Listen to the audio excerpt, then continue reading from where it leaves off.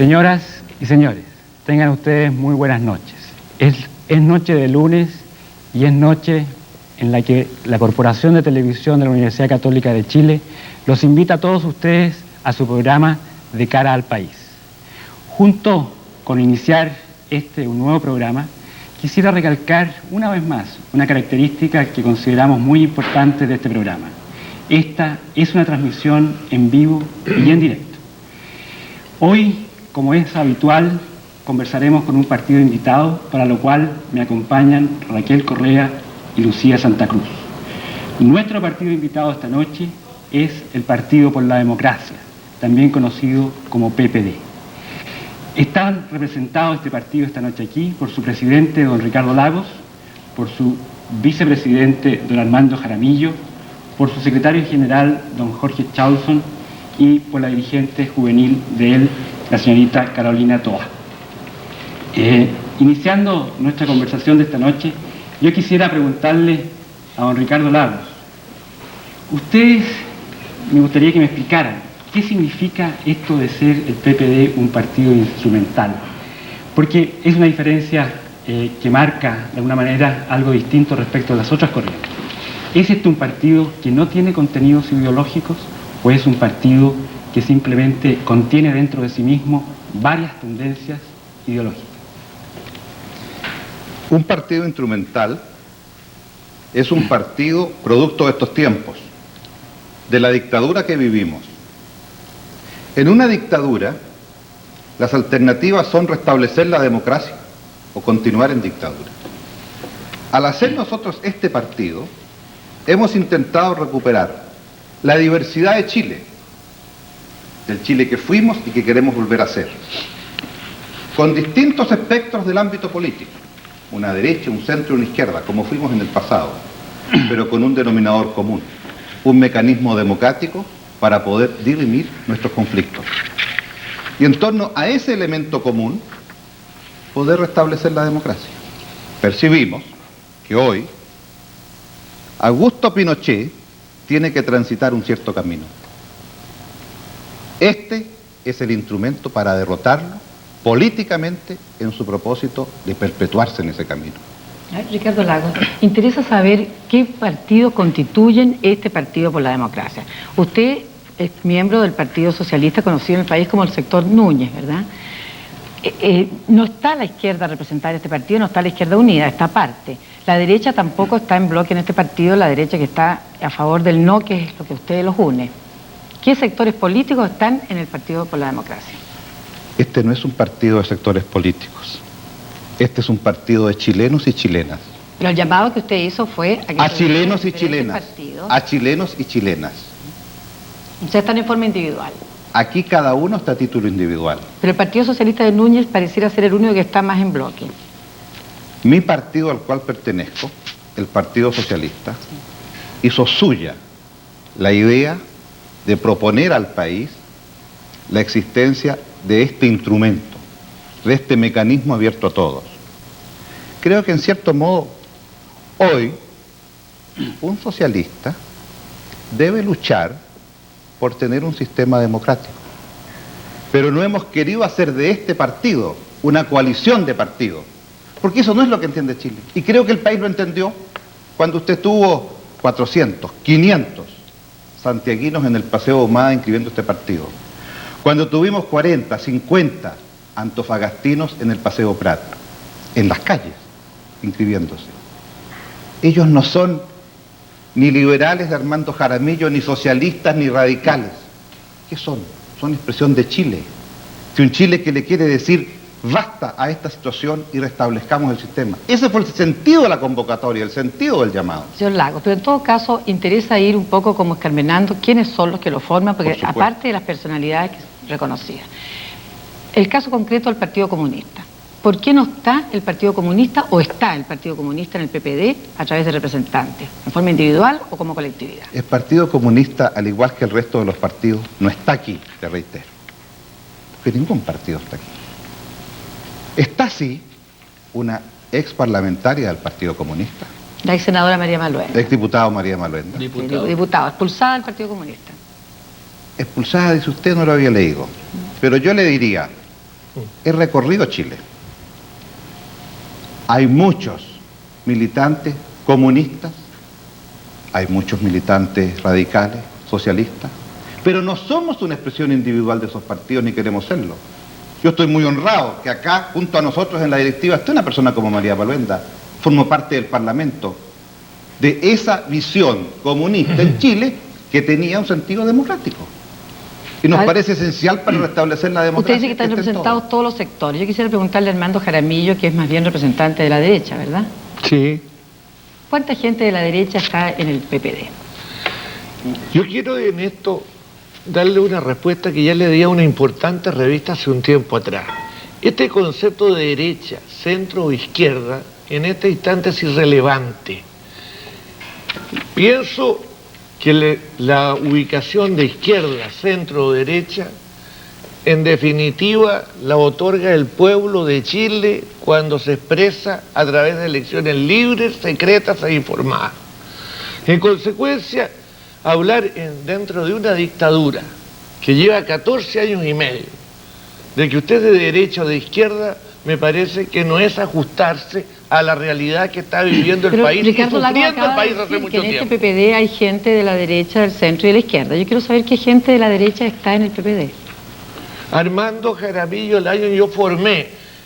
Aparte de Armando Jaramillo Lyon. Le podría nombrar a mucha gente. Podría decirle Julio Subercasobarro, que fue diputado conservador por Santiago. Podría decirle a Gregorio Iguren Amunate, y que fue diputado liberal por Santiago. Pero hay, perdón, don Armando. Aníbal Escarela, ex diputado por Valparaíso, conservador. Pero de los dirigentes máximos del partido, hay 27 de los 34 dirigentes máximos del partido que aparecen en el listado que son de izquierda. ¿Esa es una característica que marca el partido? Yo creo que no. Esa barrera de derecha, centro e izquierda es una ñagaza, por decirlo menos. Aquí nosotros estamos por restaurar la democracia. Perfecto. Para poder así darnos el lujo. El día de mañana decir, soy de derecha, soy de centro, soy de izquierda. En su lista usted incluyó al Tribunal Supremo, porque fíjese que con la importancia que tiene hoy el Tribunal Supremo en los partidos, como hemos visto últimamente, este Tribunal Supremo tiene una fuerte connotación de pensamiento conservador. Pero eso no es el punto. A nosotros no nos interesa. Este partido es más que la expresión de sectores políticos. De otro modo, usted no tiene esta cantidad de gente. Somos Chile. ¿Sabe cuántas mujeres tenemos en los registros? En los 55 Ricardo, 44% mujeres. ¿Le puedo preguntar? Pero, con todo gusto. Es cierto que ustedes se han definido como un partido instrumental. Sin embargo, hay otros integrantes del partido que le han dado otro carácter. Don Aniceto Rodríguez, por ejemplo, dijo que podría ser un lugar de encuentro para las distintas corrientes socialistas. Heraldo Muñoz expresó una opinión semejante en el sentido de que podría ser un punto de convergencia táctica a la cual incluso se podría inscribir la Izquierda Unida. ¿Qué importancia le da usted a esta dimensión del PPD como una plataforma de reconstitución del socialismo? No. El Partido por la Democracia no es un partido para reconstruir el socialismo ni ningún otro sector político. Distinto es que si el grueso de los sectores socialistas creen en esta estrategia que nosotros hemos definido de victoria y militan aquí en el Partido por la Democracia, ellos puedan, en su mundo, avanzar hacia la unidad socialista. Si todos los sectores del tronco socialista están haciendo la misma política. Pero yo le diría, hoy los partidos socialistas cuyos secretarios generales Clodomiro Almeida, el nuestro, todos participan del acuerdo del no. Sería como decir, ¿no cree usted que dentro del acuerdo del no también se puede hacer la unidad socialista? Por cierto, si todos tenemos una política común, usted puede avanzar. Pero el Partido por la Democracia no está hecho para eso. No está hecho para llenar un espacio permanente en la política chilena. Ahora, usted ha dejado abierta la puerta para permanecer una vez realizado el plebiscito durante la transición, si fuera necesario. Lo que yo he dicho es que este es un partido por la democracia. ¿Qué democracia? ¿Qué democracia?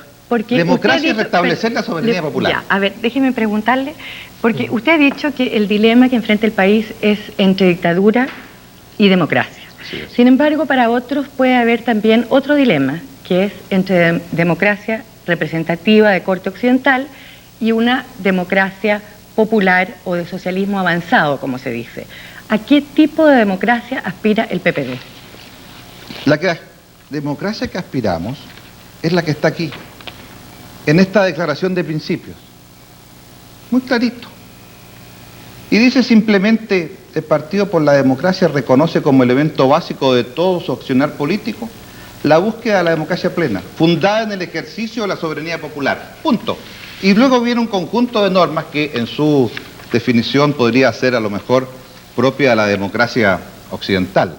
¿Eso significa que usted, por ejemplo, ha abandonado el concepto que tenía durante la Unidad Popular acerca de lo que debía ser la democracia? No, en absoluto. Yo creo que la democracia, si usted lo plantea en esos términos, para que alcance su plenitud, usted tiene que compatibilizar la libertad con grados crecientes de igualdad. Y en ese sentido, la búsqueda y la lucha por profundizar una democracia es permanente. Otra cosa es que cuando hay una violación masiva, sistemática de derechos humanos, cuando no hay posibilidad de un pueblo expresarse, entonces estos elementos de contenido estrictamente políticos del sistema democrático aparecen con mucha fuerza. Y es en ese momento en que hay que decir, convocamos a todos para restablecer esos principios. Y en eso estamos. ¿Usted estará de acuerdo? Perdón. Me interesaba preguntar a propósito de eso, si esta democracia que usted quiere construir es un medio para llegar al socialismo, como usted mismo lo ha dicho. Ahora ya se lo pregunto a Ricardo Lagos, socialista. Bueno, aquí... ¿Su objetivo es reconstruir el socialismo? ¿Completar la obra de Allende? Mi objetivo, como socialista, al igual que todos los que estamos aquí, es restablecer la democracia. A partir de ese momento, Chile volverá a ser un lugar donde civilizadamente planteemos nuestros puntos de vista. Sí. Y por cierto, un Armando Jaramillo tendrá que decir su verdad y yo tendré que decir la mía. Ya, ¿cuál es su verdad? Eso es lo que Aspirar y alcanzar el socialismo en Chile, pero por cierto, participé del gobierno de Allende con mucho honor y lo reivindico aquí esta noche, por cierto que sí. O sea, completar la obra que Allende no alcanzó a construir. ¿Esa es la idea? Yo no diría eso. Yo estoy repitiendo la palabra frase textual suya. Repítame la frase. Preguntado, reconstruir el socialismo que Allende dejó inconcluso, su respuesta fue el socialismo que Allende intentó construir. El Mercurio, 11 de diciembre de 1983. Perfecto. Esa entrevista, ¿qué es lo que digo yo? Hay una tarea inconclusa de Allende, que es compatibilizar los grados crecientes de libertad con una igualdad, porque sin esta última, la libertad muchas veces es hojarasca vacía. Ricardo, el problema es que la Unidad Popular contemplaba un cambio de régimen político, contemplaba la sustitución del sistema de separación de poderes, que es clásico de la democracia representativa, por una asamblea única donde residía la totalidad de la soberanía popular, que era generada, entre comillas, por las fuerzas populares, incluía tribunales de justicia de orden vecinal y popular con fines de reeducación, etc. Era un ordenamiento jurídico, político, distinto al de la democracia representativa tradicional en Chile. De hecho, así fue asumido por el gobierno de Allende, que encontraba que la otra era una democracia burguesa que debía ser destruida. Por eso creo yo que es válida la interrogación a qué tipo de democracia usted, como socialista, aspira en el futuro. Hay una sola democracia, aquella donde existe la soberanía popular. No hay otra. La soberanía del pueblo. No hay otra. Y yo creo que la forma en que usted entiende la experiencia de la Unidad Popular, creo que daría tema a un extenso debate. Es un debate pendiente aún en Chile, para hacerlo de cara al país y libremente, sin lo que ha sido la monserga de estos 14 años, la caricatura de estos 14 años. En ese debate los socialistas vamos a entrar con la frente muy alta, porque hemos sido capaces también, mucho más que otros, de hacer una autocrítica de lo que hicimos, los errores que cometimos y los avances que tuvimos. Pero le respondo derechamente, el tipo de democracia que nosotros queremos para Chile es aquella que le permite expresarse a todos, donde hay alternancia en el poder, donde hay pluralidad de opiniones, donde hay mayorías y minorías, donde se respetan los derechos humanos, en definitiva, aquella que nos permita dirimir civilizadamente. Y usted me preguntó si este partido terminaba en el plebiscito. La historia creo que nos enseña, por desgracia, que los dictadores no se van porque pierden elecciones, ni plebiscitos. Si así fuere, ya habrían sido demócratas. Creo que el triunfo del no es el primer paso para avanzar a la democracia. No veo al derrotado general tomando el avión. Y en consecuencia, será necesario el que, junto con ello, el país pueda, en alguna forma, concordar con las Fuerzas Armadas la necesidad de encontrar una salida y un camino común. Por eso le digo, el Partido por la Democracia no es para el plebiscito. Partido por la Democracia es para restablecerla. Ojalá, triunfando el no, se restablezca la democracia y nuestro cometido estará cumplido. No hay ninguna, perdón Carolina Toa, no hay ninguna posibilidad, como de alguna manera algunas personas lo han insinuado en algunas declaraciones, que este partido, que es hoy día instrumental, pueda ser dado la actividad que va a desarrollar de aquí al plebiscito y hasta el plazo que dice Ricardo Lagos hasta conquistar nuevamente la democracia. ¿Es posible que en ese momento se evalúe transformar este partido instrumental en un partido permanente aprovechando la actual estructura? La convocatoria por la cual el Partido por la Democracia se constituyó fue bastante clara. Lo que pasa es que como partido democrático que somos, tenemos nuestros organismos democráticos que toman las decisiones y se acatan esas decisiones.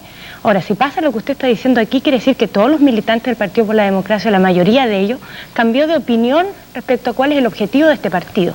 Yo creo que eso es muy difícil que suceda, porque en todos nosotros el objetivo, muy claramente, el anhelo que hemos tenido de todos los militantes es restablecer la democracia, y creemos que eso es lo que justifica la forma que este partido tiene y lo que le da mayor fuerza. Yo creo que en ese momento va democráticamente a discutirse esto, a resolverse, y lo normal es que se llegue a la conclusión evidente. Este partido cumplirá su cometido cuando haya democracia en Chile. Señor Jaramillo, ahí su presidente, que encabeza actualmente el Partido por la Democracia, ha dicho que los socialistas tienen en común la inspiración marxista y también una gran bandera que es Allende. Y ha dicho también que cree que para la transformación de un sistema capitalista vamos a tener que juntarnos en un instante con los comunistas. Usted, un derechista, ante esa afirmación, ¿cree posible estar en un mismo partido, aunque instrumental, pueda ser plataforma para imponer esas ideas en definitiva? Creo perfectamente factible lo que usted me está preguntando y lo que afirmó Ricardo Lagos. Y lo creo factible porque la historia da testimonios de eso. Hemos dicho hasta la saciedad que frente a este peligro que nosotros estamos viviendo, que es la mantención de la dictadura, tenemos que juntarnos para derrotarla. Tarea que no es muy demasiado fácil tampoco. Si el caballero... Se refiere a una derrota política, ¿verdad? Una derrota política, evidentemente, si estamos hablando entre demócratas aquí. Lo que le quería decir es que hay precedentes históricos. Usted recordará que es un hombre culto, cuando allá en 1945, el líder del Partido Conservador de Gran Bretaña, Winston Churchill, se juntó con don José Stalin y también con el general de Gaulle, con el presidente Roosevelt y con Chiang Kai-shek. ¿Y se juntaron para qué? Para derrotar un tremendo peligro que se cernía sobre la humanidad, el nazismo. Se ganó la guerra y vino después la Guerra Fría y empezaron las tensiones nuevamente. Y cuando el mundo se vio enfrentado, ¿por qué no decirlo?, a un eventual holocausto nuclear, ¿acaso no hemos visto al presidente de los Estados Unidos, el señor Reagan, quizás uno de los más conservadores que ha tenido Estados Unidos de Norteamérica, juntarse con Gorbachev para darle una salida civilizada a este problema? Algo muy por el estilo estamos haciendo nosotros.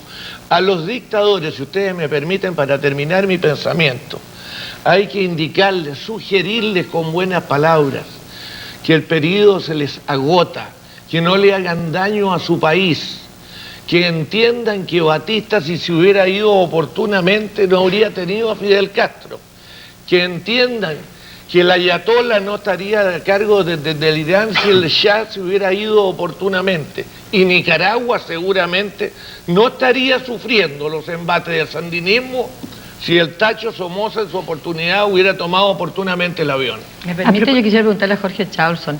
Se ha hablado aquí de cómo se unen los grandes para lograr la paz en el mundo y vencer enemigos comunes. La pregunta es muy simple. Usted es radical o fue radical. ¿Por qué el Partido Radical no está en esta misma tarea? Mire, dentro del radicalismo han habido discrepancias de opiniones respecto al Partido por la Democracia, en el sentido de que algunos radicales han preferido optar por privilegiar su identidad como partido. Y esa es una postura que personalmente respeto intensamente, creo que es absolutamente legítima. Yo y muchos otros radicales hemos adoptado un camino distinto, que es la opción de juntarnos, como se ha señalado aquí, en un partido instrumental para cumplir una tarea específica, que es la recuperación de la democracia. Y este no es un problema teórico, es un problema práctico, porque resulta que el país va a ser convocado a un plebiscito. Y en ese plebiscito hay una gran mayoría de chilenos que van a concurrir a decir que no, y ese voto no hay que defenderlo. Y para defenderlo nosotros nos hemos organizado como partido, para poder tener apoderados de mesa en cada una de las mesas donde van a sufragar los chilenos, de manera que podamos impedir lo que ocurrió en 1980 con el bullado plebiscito fraudulento en el que se intentó aprobar la Constitución de 1980. Y desgraciadamente, la ley de partidos políticos contiene exigencias que permiten que solo los partidos que logren inscribirse en el registro de partidos políticos antes del mes de marzo de 1988 puedan ejercer los derechos fiscalizadores que esa misma ley le otorga a dichos partidos. Perdón, Ninguna de las corrientes radicales logró eso. Ninguna corriente política cuyas firmas lleguen al registro electoral con posterioridad al 30 de marzo de 1988, fecha ya pasada, va a poder fiscalizar este plebiscito, porque la ley de partidos políticos, diseñada para dificultar la labor de los partidos políticos, dice que solo los partidos políticos inscritos 4 meses antes del evento van a poder ejercitar los derechos que les confiere esa ley. De manera que el Partido por la Democracia es y sigue siendo una necesidad insustituible en términos de la fiscalización del proceso plebiscitario al que el país va a ser convocado. Dejaremos la conversación por un breve momento y ya volvemos. Nos corresponde hablar ahora sobre temas económicos y sociales. Yo quisiera consultarle a don Jorge Chausson. ¿El PPD tiene algún proyecto que proponerle al país en materia económicas y sociales? ¿Cuál es ese proyecto si lo tiene? Mire, el Partido por la Democracia es un partido instrumental, ya lo hemos señalado, pero indiscutiblemente entendemos que la tarea de restablecer la democracia no es una operación mecánica de terminar con la dictadura, sino que también presupone tener un itinerario de transición que implica cuestiones sociales y económicas. Y en este sentido nosotros adherimos plenamente al acuerdo suscrito por 13 partidos hace algún tiempo atrás, que contiene algunas medidas esenciales y básicas que van a conformar la acción de las fuerzas democráticas una vez que recuperemos la democracia para el país. Que contempla algunas cuestiones tales como la lucha por el pleno empleo en el país, la redistribución del ingreso para sacar a los sectores más pobres del estado de postración en que se encuentran, impulsar la creación de mayores fuentes de trabajo y otra serie de medidas que están contempladas en ese programa y que no creo que sea del caso entrar a enumerar. Y nosotros como Partido por la Democracia adherimos plenamente a esas propuestas. Yo quisiera preguntarle a Ricardo Lagos, que da la casualidad o la coincidencia de que no solo es el presidente del PPD, sino que además es economista y es abogado. En cuanto a economista y socialista, en ese carácter, usted aspira a una economía socialista para el país, ¿verdad? Obviamente, soy socialista. Ya. Ahora, ¿eso significa que estarían contrarios en el futuro, en caso de triunfar la postura de ustedes, a una economía de mercado? ¿Usted se está refiriendo al periodo post-Pinochet o se está refiriendo a un Chile que tiene restablecido el sistema democrático? Un periodo post-Pinochet es lo que tendría que... En el periodo post-Pinochet se requiere... ahora. Creo que para entender el periodo post-Pinochet hay que entender cómo se recibe este país, cuál fue la destrucción silenciosa de la economía que ha hecho Pinochet Y a partir de eso, ¿cómo reconstruimos? Porque durante 14 años ha habido un bombardeo sistemático de los logros y los éxitos. Aquí quiero traer un solo cuadro, uno solo. Los bienes disponibles por habitante en Chile. La economía, en último término, está al servicio del hombre. ¿Cuál es la posibilidad que tiene el hombre de satisfacer sus necesidades con bienes y servicios? Estos bienes disponibles, si en 1970 eran equivalentes a 100, no hablo del año 72 porque eran 106, había más bienes disponibles del año 70. ¿Cuántos son hoy disponibles? 88. 88, estimado telespectador.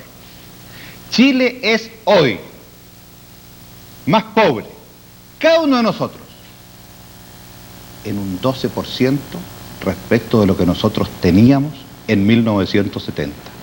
Ricardo, hay una cifra similar que dice que en relación a los términos de intercambio que Chile tenía y tiene, si en 1973 tenía 100, hoy día tiene 36 como resultado del descenso del precio del cobre, de las alzas en el precio del petróleo, de 2 recesiones. ¿En qué medida cree usted que estos factores inciden en el empobrecimiento general del país? En absoluto. Chile, a nivel de América Latina, participaba hacia 1970 con el 5% de la producción total de América Latina. Lo que Chile producía equivalía al 5% total de América Latina. Esta situación de crisis internacional nos ha afectado, como al resto de América Latina. No, porque las cifras, el deterioro en los términos de intercambio ha sido distinto en los distintos países de acuerdo a qué materias primas producen. Claro. Si producen petróleo, si exportan cobre, etcétera, etcétera. Correctamente. En 1985 es el punto cúlmine de deterioro para Chile en relación al resto de los países de Latinoamérica. Entonces, usted me va a permitir que a ese deterioro en los términos del intercambio, para que sea equiparable, yo le tenga que agregar los 16.000 millones de dólares, que más que compensan todo deterioro, que ha sido el aumento de la deuda externa de Chile. En otras palabras, si usted me quiere decir que han habido circunstancias internacionales, yo le digo las circunstancias internacionales respecto a América Latina nos han afectado en globo. Y Chile hoy participa de ese 5% solo con un 2.7%. Vale decir, Chile hoy es mucho más pobre respecto al resto de los países de América Latina y la recesión nos afectó a todos. Pero no terminé con lo que usted me decía, cuando yo le decía la caída de la producción. Lo grave es que esa caída que nos ha afectado a todos los chilenos, no nos ha afectado a todos por igual. No nos ha afectado a todos por igual. Y hay un sector que le ha afectado infinitamente más. Y eso es lo que explica entonces esos 5 millones de pobres con los cuales el país se escandalizó. Yo lo único que quiero decir es que estas cifras que he dicho son del Banco Central, del Instituto Nacional de Estadística, y le diría a los amigos de Dinacos que en sus próximas instrucciones, para desmentir estas cifras, como lo hicieron con un participante en este programa, lo hagan directamente. ¿Cómo? Invito a cualquier señor ministro a debatir esto de cara al país, o en otro programa. Pero perdón, ¿por qué sus comparaciones son con respecto al año 70 y no al año 73, que es la experiencia socialista? Se lo hago inmediatamente con el año 73. El año 73, que ya toma 4 meses del periodo autoritario a partir del 11 de septiembre, el ingreso de bienes disponibles por habitante es de 98.5 y hoy estamos en 88.3. A ver, sigamos profundizando la idea de un socialista. Y quisiera, complementando lo que hablaba Raquel sobre una economía social de mercado, preguntarle qué rol le asigna a usted al Estado. Usted ha declarado que el Estado lo va a cruzar todo, que va a cruzar la industria, va a cruzar la agricultura, va a cruzar, el Estado va a decidir, dice, el uso del excedente de la minería y de las riquezas básicas. El Estado va a ser el único ente capaz de restablecer los flujos crediticios del exterior. ¿Qué significa? ¿Por qué no nos explica esta afirmación? ¿Qué rol le asigna a usted en esa sociedad que usted pretende en un periodo democrático implementar como una idea socialista? Yo habría preferido referirme a lo que visualizo que es el post-Pinochet, porque en el post-Pinochet no visualizo un país que camine al socialismo. Lo que visualizo es la necesidad de un entendimiento de todos los chilenos para poder tener las bases materiales sobre las cuales comenzar a caminar y fortalecer un sistema democrático. Y esa referencia que usted hace, que por cierto la suma a plenitud, es a partir de un sistema democrático en que habrá un proyecto demócrata cristiano, un liberal y un socialista. Yo creo que es válido que lo explique. Si usted me lo dice, claro. si usted me lo dice, le digo muy simple. Lo que ocurre es que en este momento las posibilidades de poder aumentar los niveles de inversión en Chile es esencial.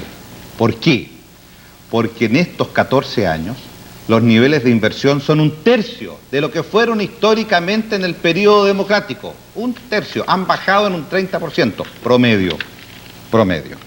Y en consecuencia, restablecer los niveles de inversión obligan un gran esfuerzo. Esos niveles de inversión... ¿Se refiere a la inversión interna o externa? A eso voy. Esos niveles de inversión, ¿cómo los aumenta? Inversión extranjera, espléndido. Pero la crisis por que está pasando la economía internacional, el crecimiento de los países desarrollados que no logra remontar el 3%, y las dificultades que tienen, hace difícil pensar que los niveles de inversión extranjera sean la palanca decisiva para un caso como Chile, independiente de quién esté al mando del gobierno.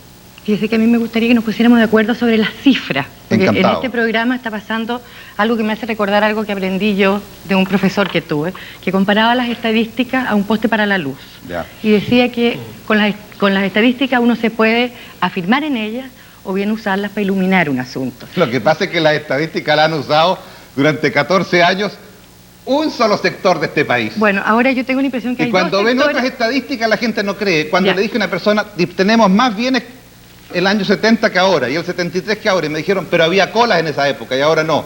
Claro, pues porque yo no- ahora el racionamiento es por el bolsillo. Yo tengo aquí las tasas de inversión sobre el producto, que me Sí. dicen que en pesos en 1973 era 7,93 del PGB y en 1987 16,89. En cifras comparables, en 1973 14,3 y en 1987 17,7. Mire, le propongo lo siguiente, porque no vamos a poder resolverlo ahora ante las cámaras. Mañana yo le entrego las cifras y usted las sube.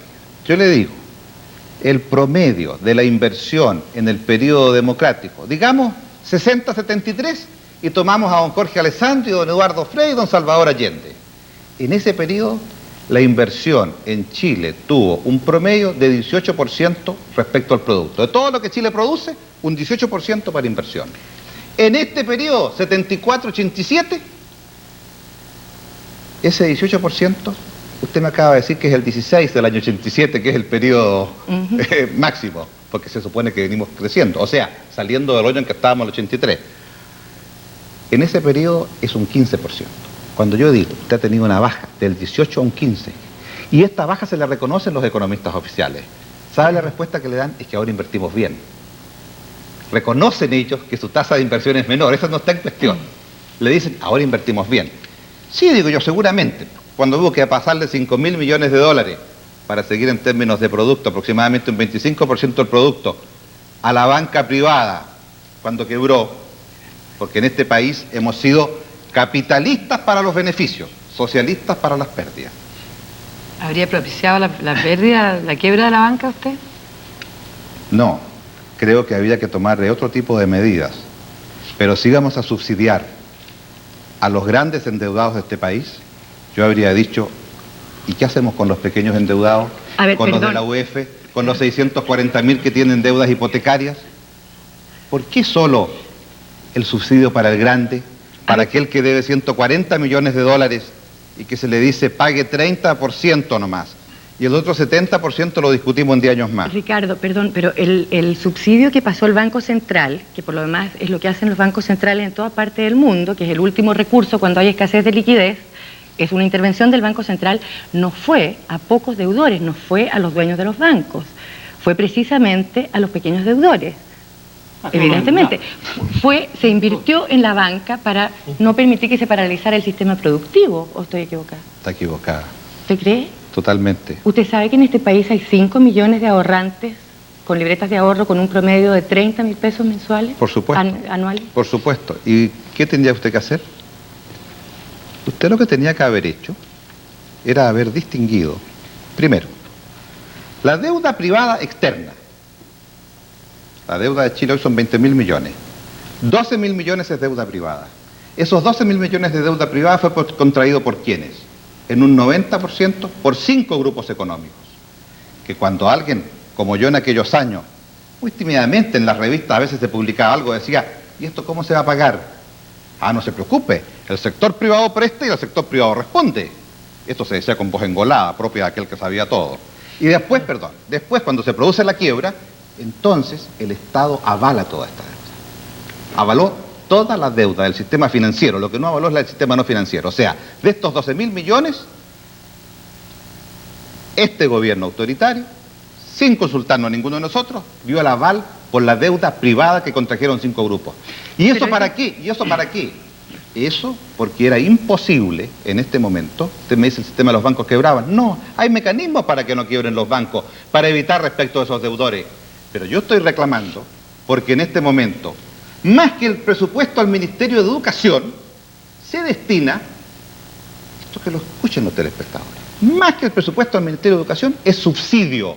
¿A quién? A los grandes endeudados de Chile. Y se le dice a los profesores, no hay plata. Y a los ferrocarriles, no hay plata. Y el Banco Mundial... ¿Usted cree que los 5.000 millones fueron a 5 grandes deudores? ¿Es eso lo que me está diciendo? No, lo que le estoy diciendo es que el aval que se dio de la deuda privada externa se otorgó a la deuda privada externa, a una deuda que fue contraída por 5 grupos económicos. Ese aval no se ha hecho efectivo, ¿no es cierto? O sea, el Estado no ha tenido que transferir recursos para Pero esa por deuda. cierto, el Estado está pagando la deuda externa. El Estado está pagando la deuda externa a esa gente. Perdón, pero el Estado no ha amortizado la deuda. El Estado está pagando la deuda, la reconoció como nuestra. Chile reconoció la deuda que contrajo Cruzat y Vial, Pero no ha hecho amortizaciones de capital. pero la está posponiendo. Ya, perfecto. Bueno, ¿Usted estamos se da hablando cuenta? un poco para volver a profundizar sobre la idea socialista que yo originalmente le preguntaba y el rol del Estado que ya le atribuían a usted. Y hablando de banca, ustedes en un proyecto socialista proponen estatizar la banca. Ustedes han manifestado en varias oportunidades algunas áreas en las cuales ustedes reconocen propiedad y gestión estatal. ¿Nos podría explicar cuáles son esas áreas donde ustedes reconocen que debe haber propiedad y gestión estatal? Creemos que, en primer lugar, 2 principios que nos parecen básicos para el futuro democrático. El área de lo público y lo privado se resuelve democráticamente. Democráticamente. Aceptemos eso como principio, que no hay dogmas. Esto tiene que ser público, esto tiene que ser privado. Segundo principio, la transferencia de lo público a lo privado se hace con las mismas normas que de lo privado a lo público. En consecuencia, que nadie reclame por expropiaciones indebidas, que nadie... No, se hace el mismo. Usted quiere pagar precio comercial al contado, precio comercial al contado. Si usted tuviera estos 2 principios hoy en vigencia, resolvería buena parte de los problemas que tenemos con la privatización. ¿Estamos de acuerdo? Porque no ha habido ni decisión democrática para transferir, ni mucho menos, por cierto, normas claras en virtud de los cuales se ha hecho la privatización en estos años. A partir de esos 2 principios, entonces, si es aceptado por la sociedad, yo le diría que cada partido exponga sus puntos de vista. Yo socialista voy a decir los míos. Usted me lo pregunta y le voy a responder. Creo que hay sectores muy importantes vinculados al sector externo, respecto de los cuales es indispensable, porque es de la esencia para el desarrollo del país, le hace el cobre Codelco. No se ha tocado. Creo que hay sectores muy importantes desde el punto de vista del aparato financiero, en donde nos parece importante el control. Si usted me pregunta, en mi partido hoy, entre los economistas socialistas hay un debate. ¿Qué rango de magnitud debe ser ese control del aparato estatal por parte del sistema financiero? Y ese debate me parece importante y positivo. ¿Qué propone usted? De mi punto de vista... El sector financiero tiene que estar en manos del sector público y nadie entiende muy bien qué diferencia hace entre el sector público y el Estado. Creo que hay una diferencia muy importante y le agradezco mucho que lo haya planteado. Porque una cosa es decir sector público y otra cosa es decir el Estado igual al gobierno de turno. Sector público. ¿Puede haber un banco para el desarrollo de la 12ª región? Y que ese banco son aquellos que en la 12ª región, que en la primera región, que en la segunda región y tienen su propio banco regional. ¿Y ese banco es de quién? ¿Es del Estado? ¿Vale decir el gobierno? No. Ese banco es de la comunidad de esa zona. ¿Puede haber un banco que sea fundamentalmente al servicio de una actividad productiva? Claro que sí.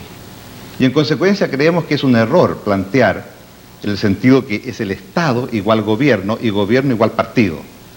A ver, Se ha avanzado mucho como para caer en eso. usted ha hablado mucho sobre la diferencia que existiría entre Estado y gobierno.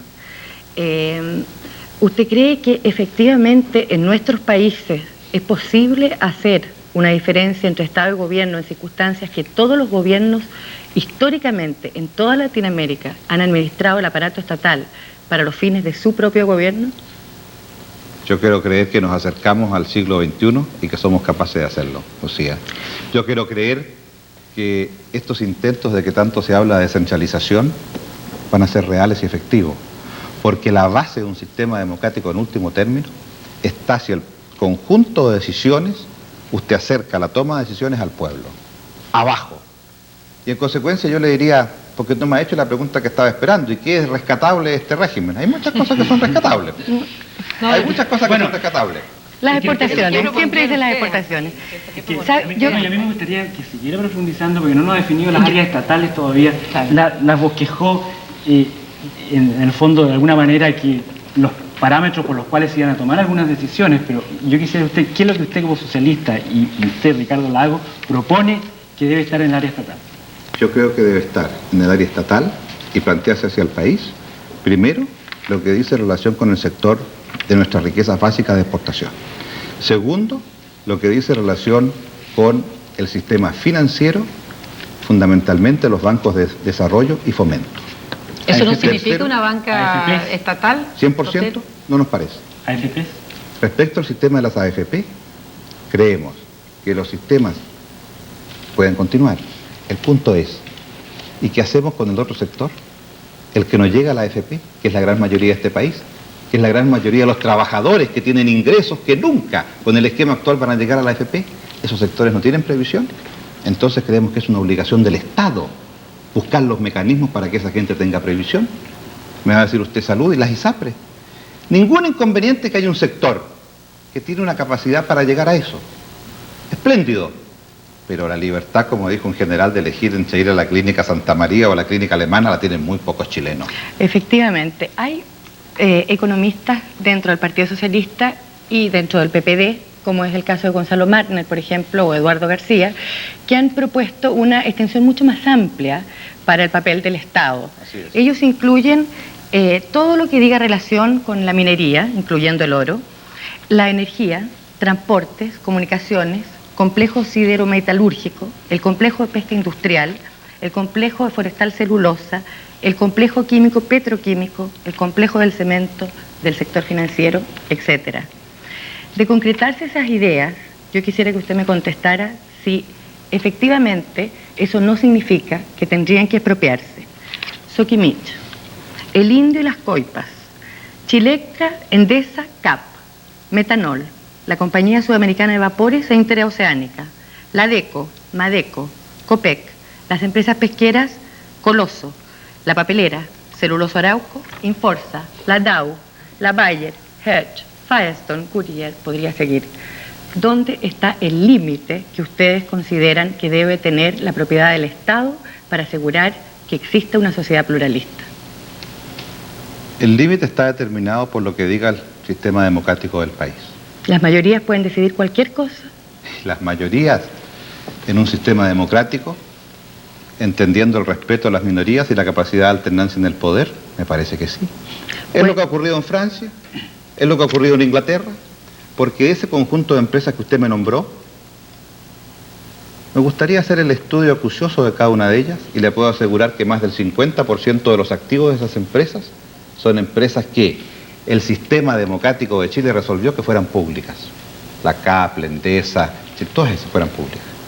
Y en consecuencia, a espaldas de la voluntad popular, se han privatizado. En condiciones que mejor no toquemos en este programa, pero que todos sabemos las características en que se han hecho. Que violan la ética de los negocios de la manera más absoluta. Eso es materia de discusión. Es un Por juicio. cierto, porque no ha habido capacidad en esta discusión ante el país. ¿Estaría por reestatizarla? No, estaría simplemente por ver si las transferencias se hicieron con una mínima sujeción de lo que son los intereses del país. Ya, pero Porque aquellos que andan andando de vendepatrias, yo les diría, hay algunos que están vendiendo la patria cotidianamente al vender estas empresas en la forma que lo hacen. Yo no estoy diciendo restatizarlas, porque he dicho una cosa muy clara. Y para el periodo de transición, le quiero ser muy franco, para el periodo de transición, aquí se ha planteado mucho el tema de un planteamiento socialista, para el periodo de transición, este no es el tema en debate. El tema en debate no es hacer socialismo en Chile. El tema en debate es restablecer los equilibrios que la sociedad chilena ha perdido en estos 14 años. Y para eso tiene que haber un entendimiento nacional. Porque nacional ha sido en otras partes. De Gaulle gobernó en Francia desde la derecha hasta los comunistas para rehacer esa sociedad. Y de eso se trata aquí. Yo no creo que sea, no quiero escabullir el debate. Hagamos un debate sobre el tema de lo que plantean los socialistas. Pero este es un debate falso ante el país. Don Ricardo. Si tú me excusas una cosa, este mismo programa es un poco falso. ¿Por qué? Exactamente. Porque viene el Partido Demócrata Cristiano, el Partido Humanista, el Partido por la Democracia. Y los señores auditores van a tener, telespectadores van a tener que optar entre don Patricio Elwin, don José Tomás Sáez o don Ricardo Lagos. No, tienen que optar entre el sí a Pinochet y el no a Pinochet. Entonces acá se da una imagen de que podemos hacer realmente un debate entre distintas opciones porque ya estamos en democracia. No, lo estamos. Perdón. Entonces las preguntas de ustedes es como si aquí estamos en la opción del Partido por la Democracia, Partido para los Socialistas. No es el caso. Aquí estamos en un planteamiento simplemente de poder abarcar todos. El programa ha tratado extensamente con esas personas precisamente la opción a que el país va a estar sometido para el plebiscito. Así que no ha sido engañar al país No, no y digo hacerlo engañar. elegirlo. No, digo que fue entre falso, distintos- y lo ratificó Sí. don Armando Jaramillo. O sea, no, el programa está tratando de abrir un debate y de darle oportunidad a las distintas opiniones Creo del que es país. espléndido que esté ese debate y que las distintas opiniones se expresen en el país. Y el sentido, Ricardo, es darle opción a todos los partidos políticos para que están Totalmente de acuerdo. no muestren su alternativa también. Bueno. Y en eso es lo que estamos abocados. Y continuando con nuestra conversación, usted en el año 60 dijo que la propiedad privada de los medios de producción debía ser abolida. Luego, en el año 85, dijo que la propiedad privada de los medios de producción es el sector residual de la economía. ¿Es esa la evolución del socialismo en esos años? Yo creo que el socialismo ha evolucionado algo más en todos estos años. La cita de 1960 es cuando escribí La concentración del poder económico. Lo del año 85 se refiere a lo que en este momento está ocurriendo en la economía del país para el futuro. Pero me parece que en términos reales hoy, el punto de la propiedad de los medios de producción debe ser definido democráticamente. Y lo que nosotros planteamos es un área en la cual la sociedad resuelva lo que son las tareas a abarcar por parte del Estado. Usted ha planteado que el socialismo ha evolucionado. Sin embargo, usted ha dicho que un socialismo como el de Felipe González, que ha despertado muchas ilusiones en muchas personas, no es viable en Chile porque equivaldría mantener el status quo. Que un socialismo como el de Felipe González, partidario de la propiedad privada, que considera que las estatizaciones son vacas sagradas a las cuales no hay que adorar, que cree en las leyes del mercado, usted, sin embargo, cree que en Chile no tendría aplicación. No he dicho exactamente eso. He dicho que las realidades económicas de la España y de Chile son absolutamente distintas. España es la 9ª potencia industrial del mundo. El socialismo que hace Felipe González en España es espléndido para España. España se puede dar el lujo de ser democracia y Chile no se puede dar el lujo de tener una economía más libre. No me cabe la menor duda que la economía que vamos a tener en Chile va a ser mucho más libre que la que tenemos ahora.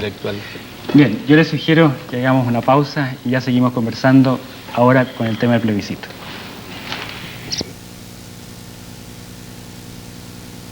Estamos de regreso.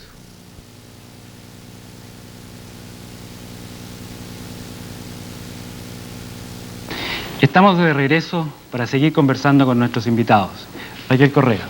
Usted, el Partido por la Democracia, está por el no y convencido de que el no va a ganar en el país. Mucha gente en este país se pregunta qué pasaría la noche del no. Ricardo Lagos, si quiere contesta, después me gustaría oír a Carolina Toá. Muy brevemente, creo que la noche del no es el inicio del triunfo del no, es el inicio del fin de la dictadura. Y más importante, creo indispensable que en ese momento el país tenga claro que habremos impedido que el general Pinochet esté 25 años en el poder. El general Pinochet no ha sido claro con el país. Primero dijo usted, general Pinochet, que había acá metas y no plazos.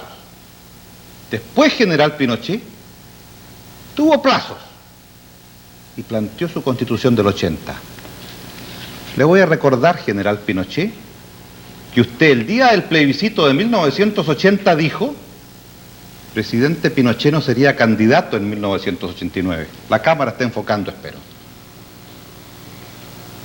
Y ahora le promete al país otros 8 años, con tortura, con asesinatos, con violación de derechos humanos. Me parece inadmisible que un chileno tenga tanta ambición de poder, de pretender estar 25 años en el poder. Ricardo Chileno, Lagos. algunos nunca ha estado así. Ricardo, aquí Y los que usted están va a tener convocados que son responder, ustedes. y usted va a tener que responder entre el sí o el no. Ricardo, lo Y que yo el lo país quiere emplazaría saber... a que hiciera... Raquel, usted me va a excusar. No, es que Hablo estamos por preguntándole 15 años nosotros de a ustedes. silencio y me parece indispensable que el país sepa que tiene una encrucijada y una posibilidad de salir de esa encrucijada civilizadamente a través del triunfo del no. Te escucho. La idea es que ustedes le expliquen al país, porque también se ha hablado mucho de la situación de caos que se podría producir en caso del triunfo del no. Yo quisiera ver cómo Carolina Toá, que es una niña, una joven de 22 años, visualiza ese cambio de esta situación a una situación en que el gobierno perdiera el plebiscito. Bueno, nosotros creemos que la situación va a ser esa, que ese día en la noche el país va a poder conocer, esperamos que los resultados que se den oficialmente sean los auténticos. Por nuestra parte vamos a garantizar que va a haber un recuento que va a hacer la oposición y que va a ser dado a conocer al país.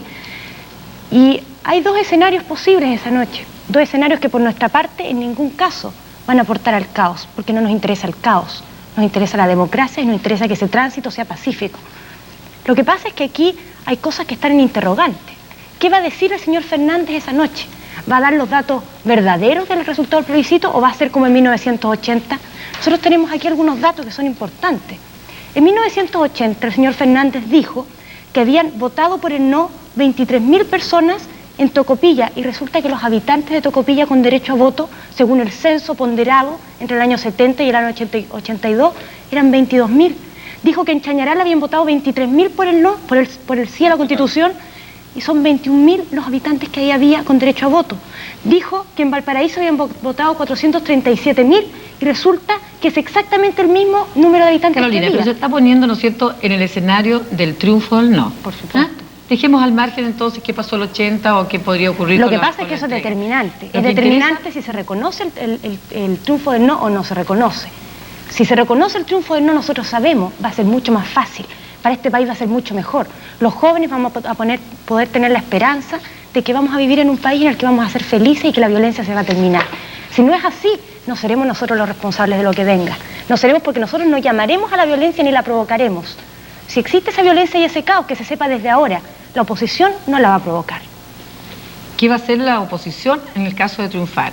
¿Se va a reconocer la institucionalidad que existe? ¿Se va a aceptar los hitos constitucionales? ¿O se va a...? Porque usted ha sostenido que significa la elección de presidente de la República en forma automática, un Congreso Nacional con facultad de Asamblea Constituyente, fin de estado de excepciones, etcétera. Pero lo fundamental es, ¿qué pasa con ese año que según la Constitución debe seguir gobernando el actual mandatario? Hernando Jaramillo. Mire, en esta hermenéutica, en esta interpretación, para que me entienda bien usted, señor auditor, que me está oyendo quizás en la provincia de Colchagua, yo quiero decirle que me voy a tener a las reglas que ha dado el presidente de la República, que ha sido bien clara. El señor Pinochet ha dicho que si gana el sí, esta es la proyección del régimen. Y yo como abogado le digo a contrario censo, si gana el no, significa lisa y llanamente que el régimen no tiene nada más que hacer. Esta es la realidad de las cosas.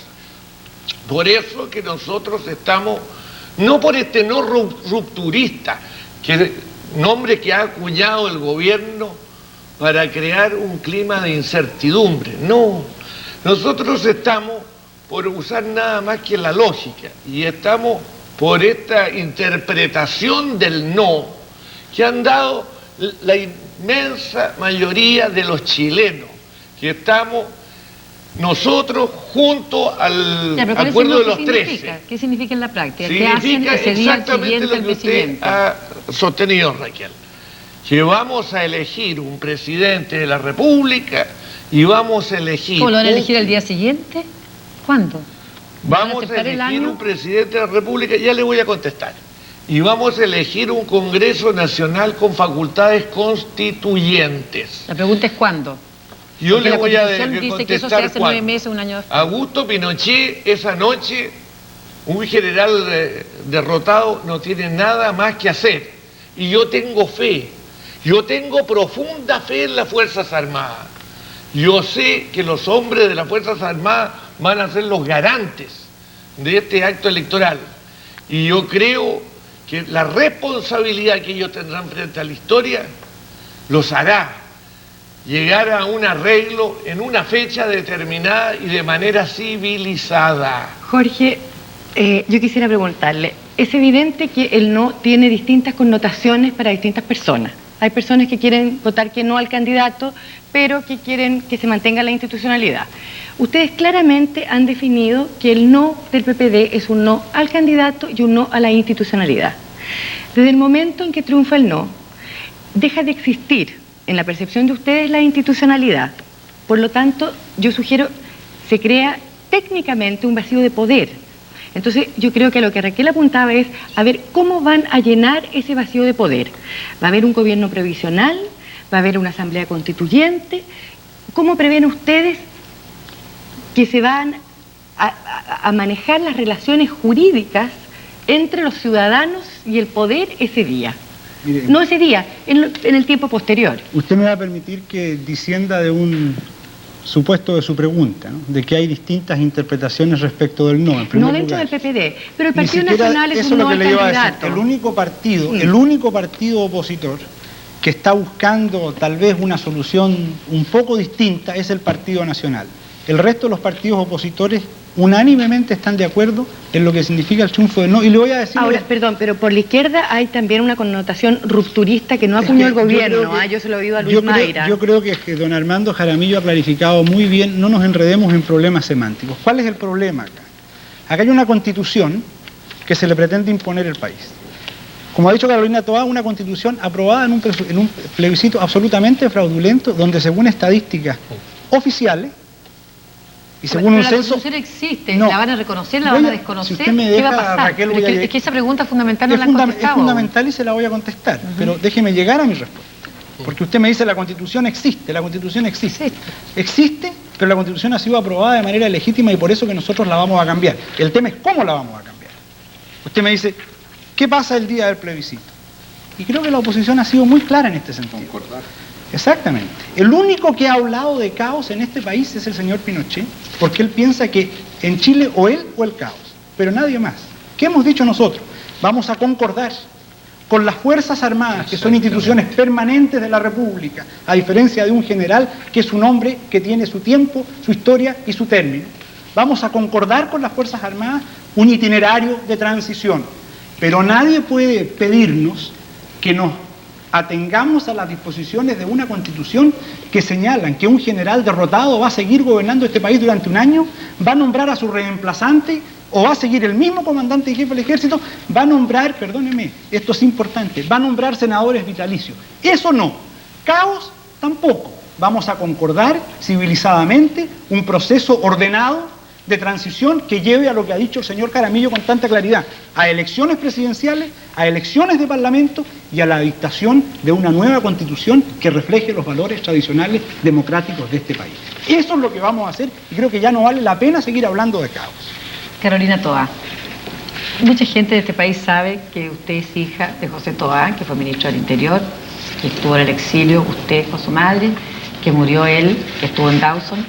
Yo quiero preguntarle, lo que siente una mujer joven como usted, ¿cuál es su pensamiento respecto a cómo debe ser, en el caso que estamos viendo del fin del gobierno de las Fuerzas Armadas, la relación con las Fuerzas Armadas? ¿Usted pensaría en venganza, pensaría en castigo, pensaría en perdón, en reconciliación, en qué? Yo creo que las personas, que lamentablemente son muchas, que en este país han vivido en forma directa violaciones a los derechos humanos, hemos sacado una experiencia que nos enseña algo muy claro. Nosotros no queremos más violaciones a los derechos humanos para nadie. Nosotros no queremos que el día de mañana, en lugar de gente de izquierda, haya militares exiliados. No queremos que desaparezcan militares mañana. Tampoco queremos que el día de mañana esos militares tengan que ser amenazados, como me ha tocado en mi caso, ser amenazada por el hacha, aunque el señor Cruzco que diga que el hacha no existe, a mí me ha tocado. Nosotros no queremos eso.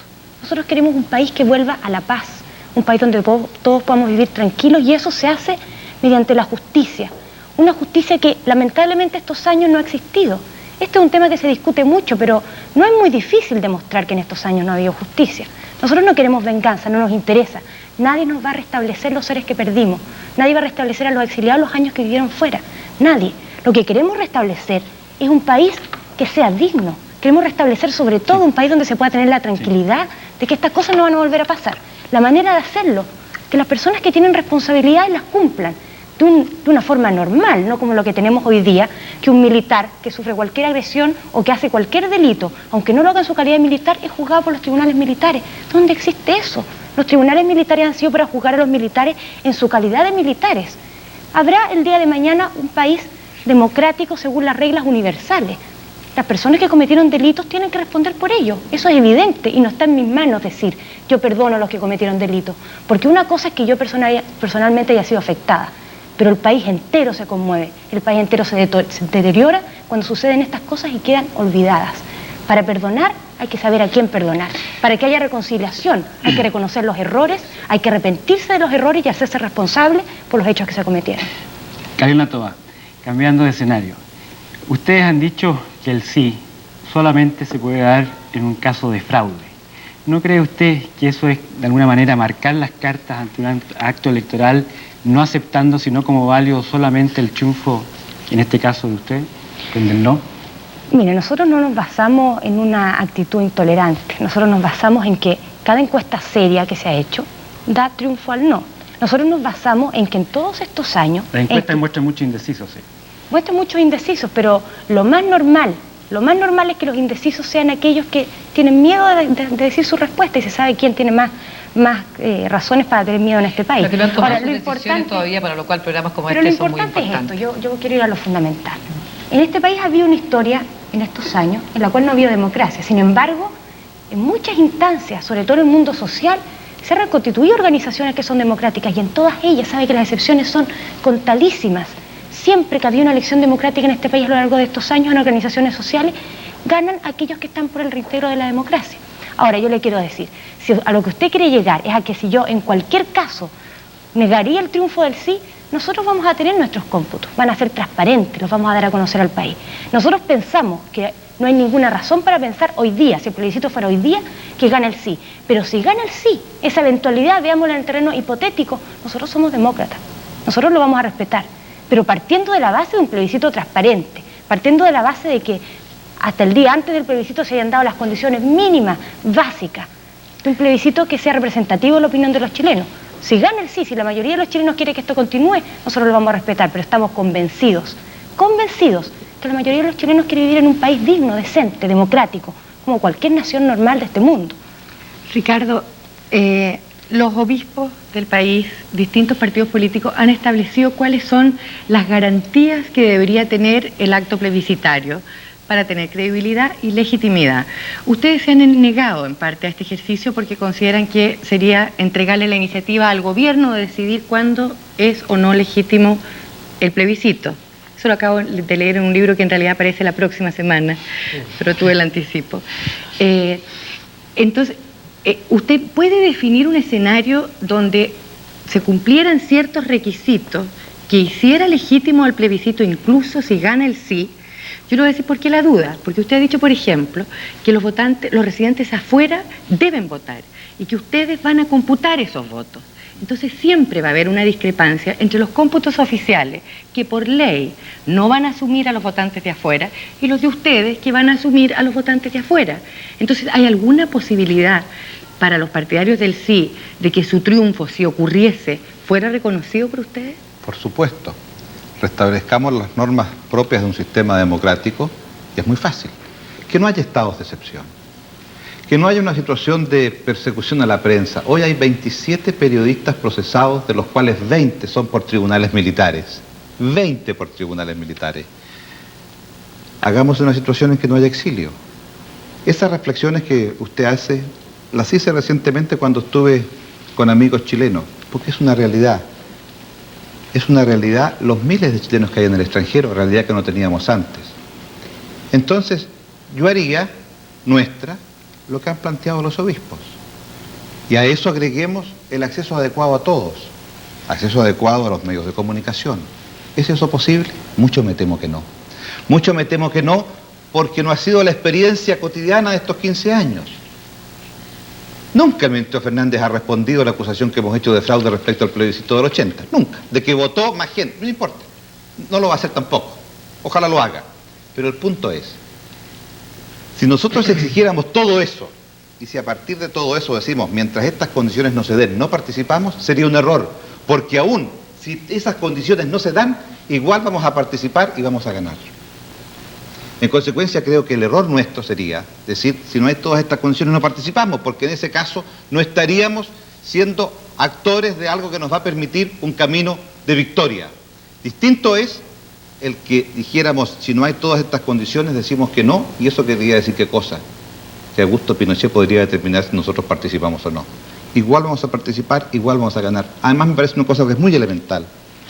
El no es una decisión de respeto a nosotros mismos, porque el no nos permite volver a elegir entre distintas alternativas, que es, me parece, para lo que este programa está llamado.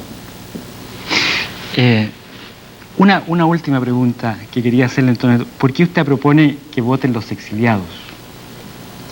Porque hemos visto en estos días, ayer votaron en la Embajada de Francia los residentes franceses. Pero eso no es nuestra legislación. No es nuestra legislación ni nuestra tradición, porque nunca Chile tuvo en su historia la magnitud de exiliados que ahora hemos tenido. Bueno, hoy día hay 420 personas que no pueden volver al país. Pero usted sabe. Bastaría con una. Usted sabe que No, pero esos 420 que no pueden volver se han multiplicado en muchos miles, porque hay un doble exilio. El exilio del que se fue. Allá formó su familia, su hijo se casó, y ahora cómo vuelve a su patria. Pero ese puede volver a votar. Ah, $2.000. Lo que le estoy diciendo, mi querido amigo, es que tenemos que reconocer que han cambiado muchas cosas en Chile. También tenemos muchos chilenos fuera, producto de una situación que nosotros no provocamos, pero que un régimen autoritario impuso. Pero en suma, si ellos no votan, no es legítimo. Igual vamos a ganar el plebiscito. Otra cosa es que nosotros le digamos, vamos a computar esos votos, pero igual ganamos. Bueno, yo creo que podríamos seguir conversando mucho más. Quedan muchos temas, yo les sugiero que detengamos y a volver. Estamos de regreso y el tiempo ha transcurrido. Ya son las 11:24. Sin duda que quedan muchos temas por debatir y muchos temas por los cuales podríamos seguir conversando. Antes de despedir a nuestros invitados, quería agradecerles la buena disposición que han tenido, estar en este programa que creemos que juega un rol muy importante y en el cual en alguna oportunidad espero volver a tener la oportunidad nuevamente de tenerlos aquí. Quiero agradecerle a don Ricardo Lagos, a don Arnaldo Jaramillo, Carolina Toá y Jorge Chaus su presencia esta noche aquí. Junto con despedirme, junto a Raquel y a Lucía, los invito a ustedes, señores telespectadores, para la próxima semana también a otro debate de interés, a otro debate en que a veces el vocabulario y las palabras pueden ser fuertes y duras, pero en el cual estamos tratando de compartir opiniones. La próxima semana, nuestro partido político invitado es Renovación Nacional. Tengan ustedes muy buenas noches. Lucía Santa Cruz, Raquel Correa, Roberto Pulido en De Cara al País. Invitado de hoy, Partido por la Democracia. Las opiniones que se expresan en este programa son de la exclusiva responsabilidad de las personas que las emiten. De Cara al País es una producción de Universidad Católica de Chile Televisión. Despierta.